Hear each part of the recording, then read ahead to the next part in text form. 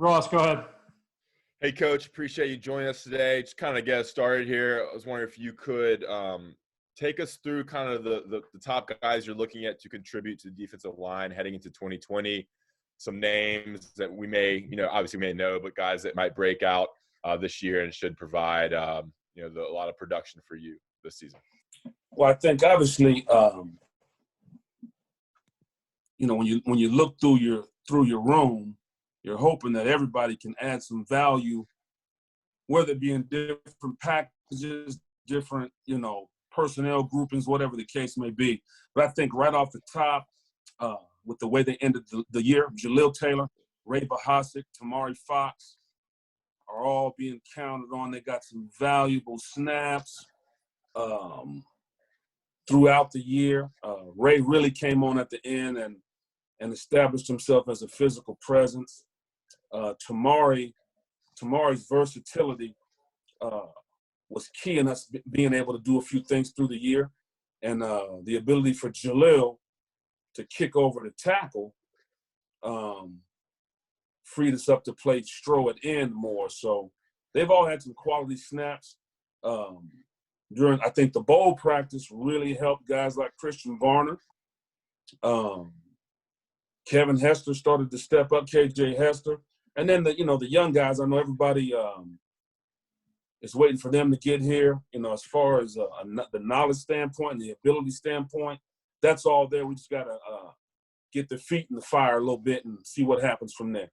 But, from Desmond to KJ Bingley-Jones, Miles Murphy, Clyde Pender, A.J. Beatty, I think all those guys have to come in with the mindset, especially because there was no spring ball, that everybody's coming in on a fairly even plane, so may the best man win. But, there's some good options there. Go ahead, Ross. And with Temari Fox, I've heard that he can play, all three positions on the defensive front. What do you like so much about him? What makes him so versatile? And then, where do you think he can really thrive during his UNC career? I think with him, as he gets older and adds more tools to his arsenal, things can change a little bit. But, he is superhero strong, and extremely smart, has great twitchiness. And a lot of that comes from, he was a heavyweight wrestling champion. So he knows leverage and balance and stuff like that. And he really, really has invested in learning the defense and holds himself accountable. So he continues to grow daily. You good, Ross? All right, we'll go to Andrew. Andrew Jones, go ahead. Hey, Coach. Appreciate you taking the time out to talk with us. Question about Ray Bahasic. You just mentioned how he came on during the course of the year. I know he had a shoulder injury and some weightlifting issues. Take us through the season and tell us if there was maybe a correlation between him getting better with him being able to train more and do more what a lineman should do to prepare. Well, there's no question. And even, it started off when we got him, the shoulder was hurt. So he didn't play the year before at the finally got the surgery, the rehab and all that. He still wasn't. So he even during the season, he wasn't lifting the way he could lift. But Ray has a nastiness about him, a physicality about him that's, I put it like this, okay? You guys know when you guys get grown man strength, like he's got some grown man strength on him. So now he's able to match that with some weight room strength with Coach Hess. So he's just the tip of the iceberg on where his strength and conditioning stuff can go from here. But the stuff he was doing, with power bombing guys in the backfield, that's just grown man strength right there. So unfortunately, because of that, because he has that kind of grown man strength, it forces me to go back in the weight room as well, because I can't just rely on my grown man strength if they try to overthrow me in the D-line room. So I got to be ready. I got a bad wing right now, you know. That's from that doggone Billy High with the doggone push-up challenge. You know, it's supposed to be 10. He gonna do 50. You know what I'm saying? I got a bad wing. I had to enlist my son to represent the family name on that, but that's a whole nother story. I don't want to get off topic, so I'm sorry about that. But no, Ray has tremendous upside. He has some tremendous natural strength and gifts, and he's explosive. And I think a true offseason of training with Coach Hester will do wonders for him.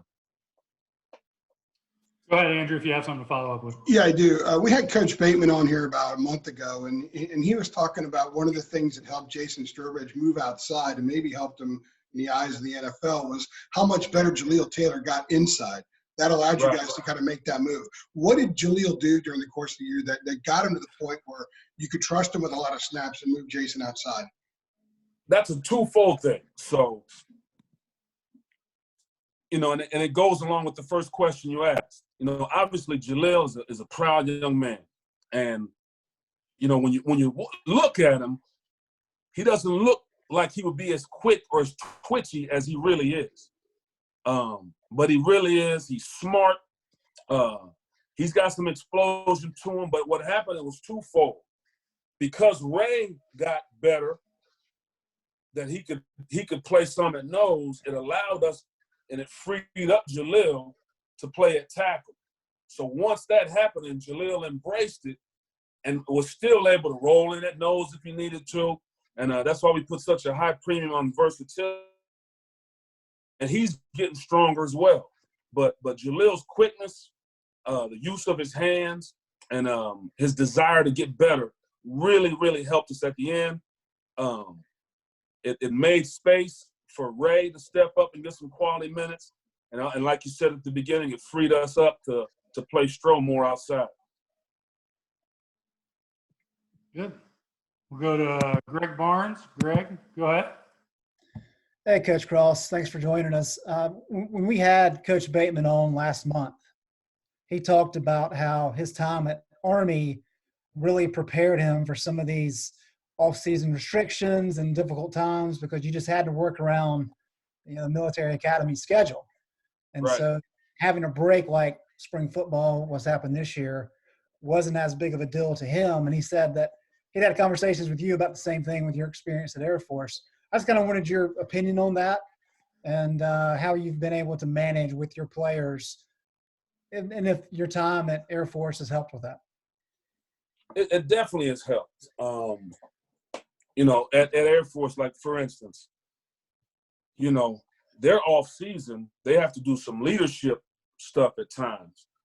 So I had a kid come in when one of my defensive ends was like, well, Coach, I need to cross commission, so I'm gonna miss summer workouts. I'm like, well, where you gotta go if you're gonna miss like all of summer workouts? He's like, oh, I'm gonna go with special forces in like Afghanistan or Kandahar, something. I'm like, what? Like, first of all, why would you want to do that? You know what I'm saying? Like, because as a football coach, like normally you're not thinking like, and here's what he said to him. He's like, oh, Coach, they lift all the time, you know, over there. And I think it was, I want to say it was Afghanistan. I'm not positive. I'm like, dude, what? Like, he's like, oh, I'm going to be lifting all the time. Don't even worry about it. I'm like, well, yeah, you're going to have bombs like dropping outside the gate too. He's like, oh, yeah, but we'll be fine. We'll be fine. And I was like, oh, all right, see you later. And he came back strong and didn't miss a beat. So a lot of times, I think we as men, as people, we think, well, I got to do more, and that'll make it better.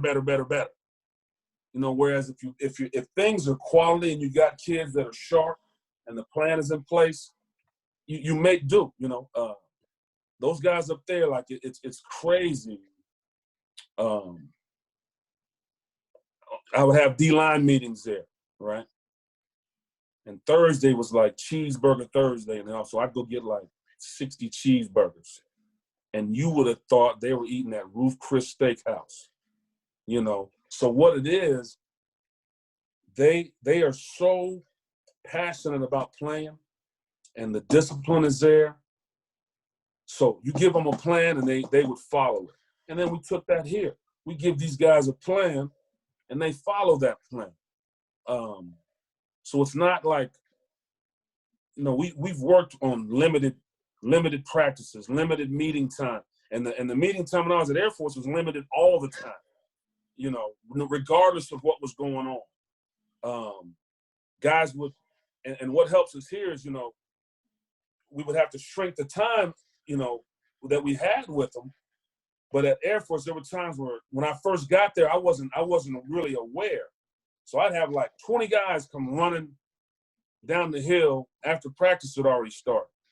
I'm like, hey man, what are you doing? Like, this ain't gonna work. Or they come into a meeting late. I'm like, what are you doing? Oh, sorry, coach, we just got out of unarmed combat or underwater survival training. And I'd be like, oh, okay, you know, here's a bottle of water, you know, knock yourself out. So what you got to understand is if you know that you have a set amount of time and your time management is on point, and Coach Bateman is very organized with the installs and all that, you make do. And it really did help here. So, you know, where some people may have got panicked or stressed a little bit, you know, it's just another day at the office for us, I think. And along those lines, during the course of a normal season, fans and media, we're always looking ahead to the big game down the road, not necessarily the next game. And I know coaches have to fight against that. With this situation, it's even worse because we're talking about, is there going to be a season or is it going to be shortened or whatever, all these different scenarios. Right. Has that helped, the fact that Mac told us was coaches back mid-June, players back July. Let's operate on that. And if we have to change, we can. Has that helped in terms of kind of controlling what you can control? It really has. And for me, I just take the, you know, going back to the academy model is like, just be ready when you call. You know what I mean? When your number's called, be ready. Because the next game or the big game, well, in this situation, the next game is the big game. Whoever we play, whenever it is the big one, just because it's a game, and that it finally happens. So it really has helped. You know, the standard operating procedure says, okay, here's how we're doing things. Here's the contingency plan. That falls through. Here's the next contingency plan. So it's never like oh no, what are we gonna do now? You just keep moving. Good, Greg. All right, we'll go to Sammy. Sammy, go ahead. Yeah, Tim, I was just wondering, other than the experience factor, where do you miss the Strobridge and Eric Crawford the most? Okay, hold on. I can only see 3 guys. Okay, there we go. I'm sorry. Say that one more time. Yeah, other than the experience factor, where do you miss guys like Jason Strobridge and Aaron Crawford the most, or where will you miss them the most? Besides the fact that AC is a juggernaut inside and that Stroh's a rookie athlete, I think it's leadership, the consistency of effort, the stability of having been there before, you know, and they were both hungry. You know, AC was hungry to prove something after coming off an injury, and Stroh wanted to step up and do the best he could, because a lot of, when I first got to people like, well, he may not come back, this and that. Stroh is one of the most unselfish guys I've ever been around, and that rubs off on the group. And he did a great job for us. So I think the showing what it is to lead by example, to show what it is to be a good teammate and grind, those are things that hopefully that some of the residue they left in some of those chairs in there. Thanks, Tim. Further, Sammy? Yeah, I'm good. Thank you. All right, we'll head over to to Pat James. Pat, go ahead.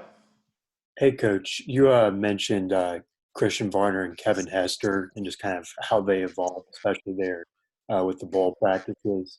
Just kind of how did you see both of them grow over the course of the season? Just kind of what are you looking from them kind of heading into this year?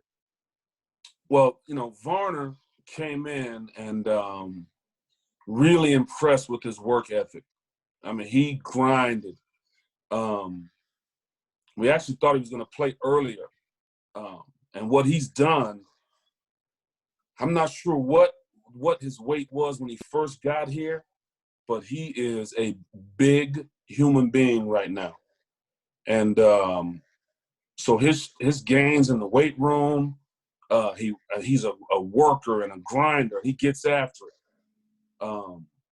Through bowl practice, the light flipped on a little bit as far as some of his pass rush ability, and I think he puts a lot of pressure on himself to do well. And when he first got here, it tied him up a little bit. I think his work ethic has freed him up to be the player that he can be. And then Kevin Hester, KJ, I don't know. A lot of people don't know that he only played football for a year before he came here. He thought he was going to be Zion, I think, or something on the basketball court. And so now he has embraced football, and he's another one that went from 250 to 300 almost, or 290, something like that. So with him, the learning curve is different because he's so inexperienced, but he is explosive and athletic. And he's like a blank slate, so he doesn't have to unlearn anything. Everything you give him is new, and he tries to take it and run with it. But when you get two big athletic bodies like that can eat space up and that can run, that's the kind of clay that you want to try to work with and mold. Good, Pat? I'm good, thank you. All right, we'll go back to Ross. Ross, go ahead. Hey, yeah, Sammy mentioned what you're going to miss with Crawford and Strobridge. I mean, is there any concern? I mean, obviously there's any concern of the lack of experience and just game reps from some of these guys you mentioned earlier in the press conference. I mean, what do you think on that? How long will it take for this group to kind of come together throughout the season, and any concerns about that lack of experience you may have? I don't have concerns about the lack of experience at all because there ain't nothing you can do about it. So there ain't no sense worrying about something you can't, I can't give them a pill and give them experience. So it just, it is what it is. To me, it's more excitement, on watching them grow. How quickly they come together. I'm hoping the third day of camp, they'll be together by then, but that'll just depend. We'll see how that goes. Obviously, the sooner the better. There's some other guys that can help them in that process. Like I said, spring ball we did not have, but the bowl practice, they got a lot of reps during that time. So that was kind of an early spring ball for them. So that really helped because, the older guys didn't do a lot of banging and all that during that time. So they got to get the nose bloody and get their hands dirty a little bit. So with the intelligence these guys have, with the guys that we have coming in, the whole iron sharpens iron thing, I hope that they come together as quickly as possible. But concerned about it? Nah. We ain't got time to be concerned about it. Yeah, and then along those lines, you mentioned the incoming freshman. Obviously, KBJ got there in January, so he has a little bit of a head start in terms of weight room. But what do you like about some of these guys? You haven't worked with them yet, but what can you tell us about these incoming freshmen? Clyde Pender, AJ Beatty, Miles Murphy, KBJ, other guys you think have a chance to contribute at some point next year? I think, and as a group, there's some pass rush ability. There's some versatility. There's going to be some hunger there. Lots of toughness. And all of them have tasted success recently, team-wise. And I think that's big. They come in with the mindset of, You know, we've been winners. We're joining the winner, and we know that there's opportunities for us to add value to this team right away. So coming in ready and getting after it. Did you want to be, was that specific enough? Maybe throw any tidbits about certain guys you really like, or what one guy or two guys could bring next year, maybe, that have a chance to contribute. Well, there's a couple. You hope that Dez and some of those guys are able to add some pass rush and some length and some athleticism on the edge. Miles Murphy is a big physical kid who's athletic that can be versatile inside, and Pender is a I said it earlier. He's like a rolling ball of butcher knives. Now he's gonna be nasty inside. He plays with the chip on his shoulder, and that's why I fell in love with him right away. Kedrick is a stud, and strong, smart, conscientious, great teammate, and he has a chance to be a leader going forward as he grows in this program. Good, Ross. And then AJ Beatty,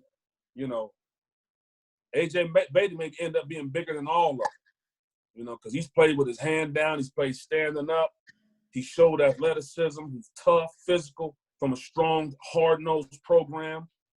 I actually had a meeting with those guys this morning. I'm fired up to get a hold of them. I think I may have to add that description of Pender to his bio, like we had to do with the Cavs and whatnot for Kyler McMichael. What was that, Coach Cross? A rolling ball of knives? Rolling ball of butcher knives. That's fantastic. Get too close, you're gonna get nipped. Now be careful. All right, we'll go back to Andrew. Andrew, go ahead.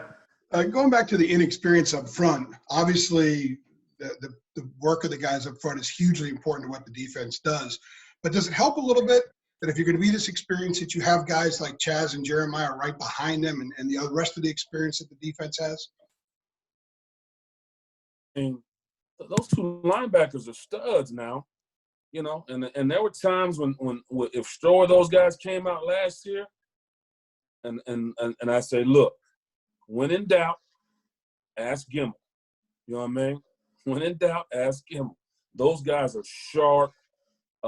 They do a great job of communicating with the guys up front, and they will help, with some of those guys that are inexperienced and making sure they get squared away and lined up. But I also tell them, don't use those guys as a crutch, because while they're getting the call, you can't be, you need to get the call as well. You know what I mean? You can't be like, he didn't tell me. He didn't tell me.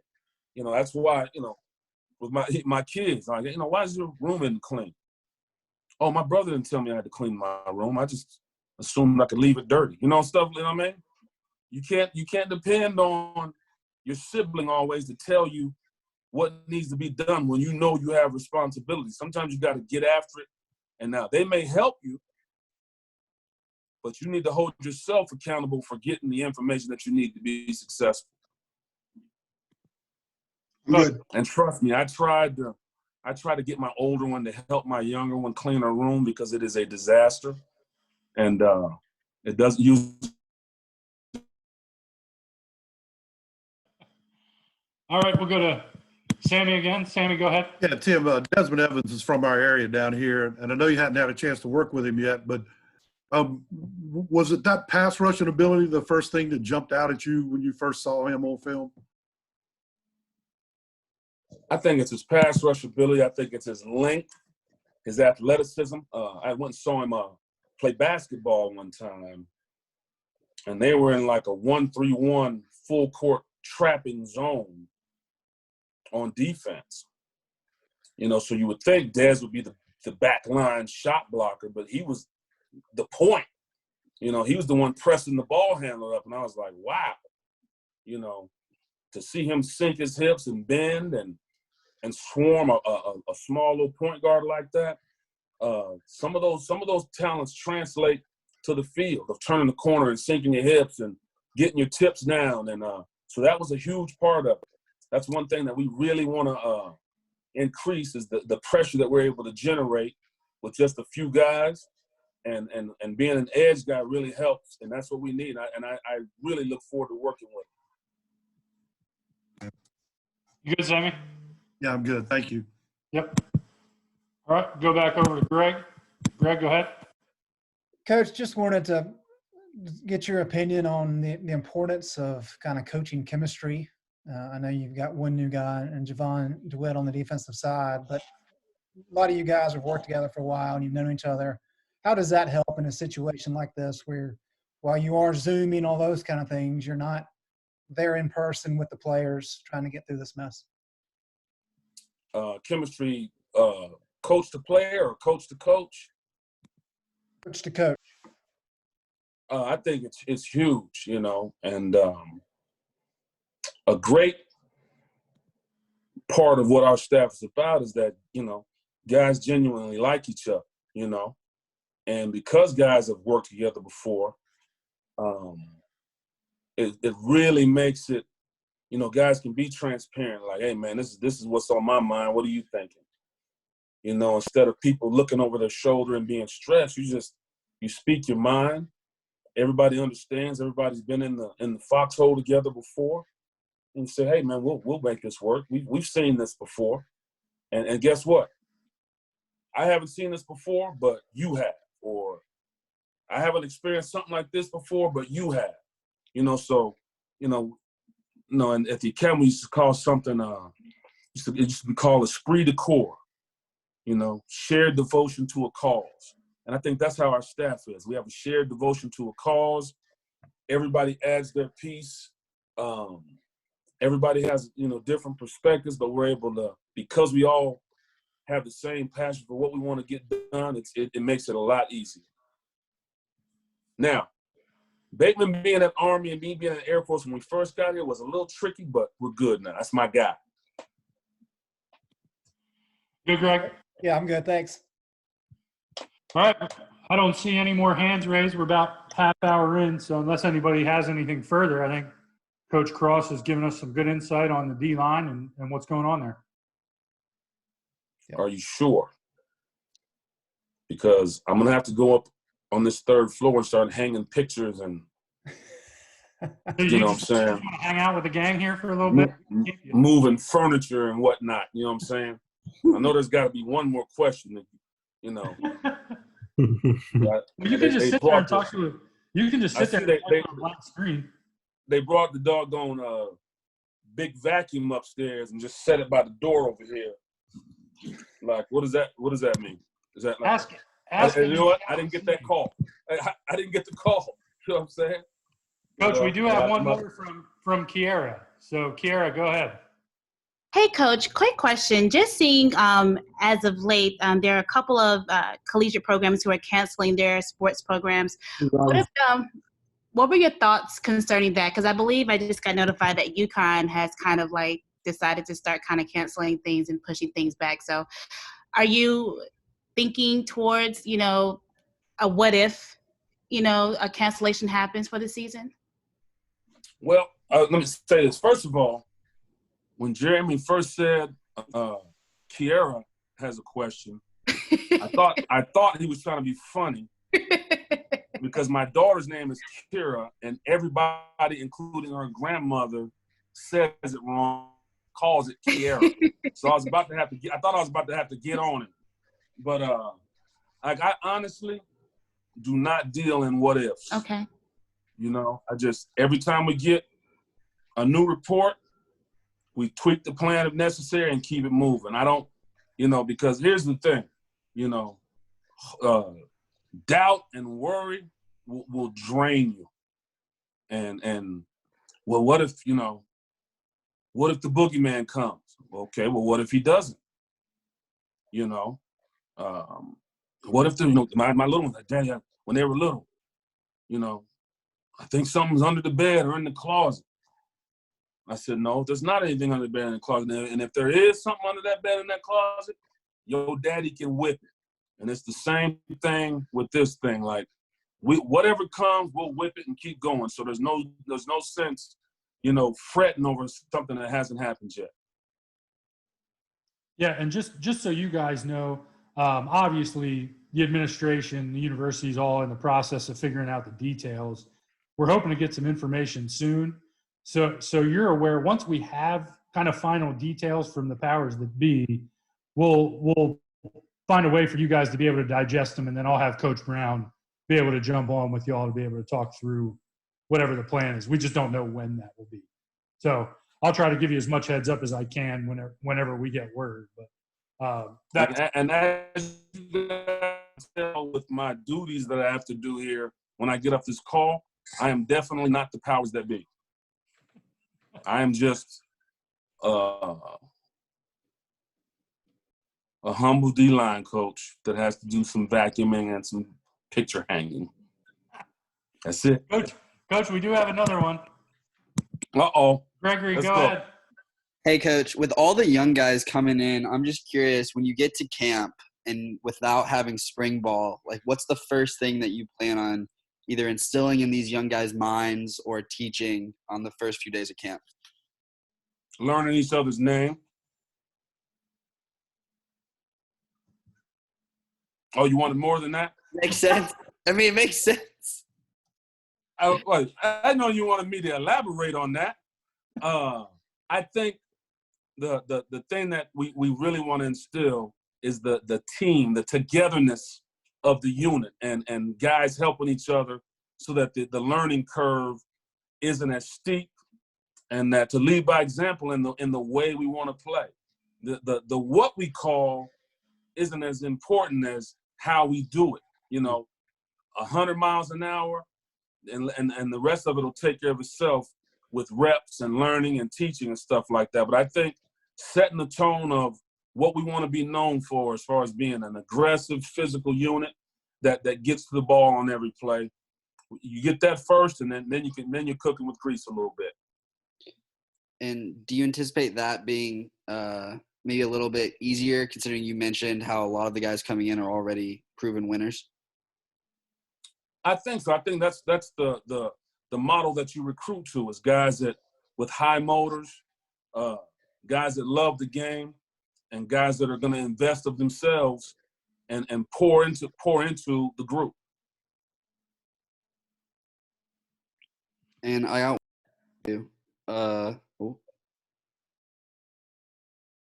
After your first year at Chapel Hill, how did it meet expectations, and how did it either surpass or come below them? Oh man, I love it, dog. I love it, seriously. And let me put it like this: I love the people. I love the area. I love it.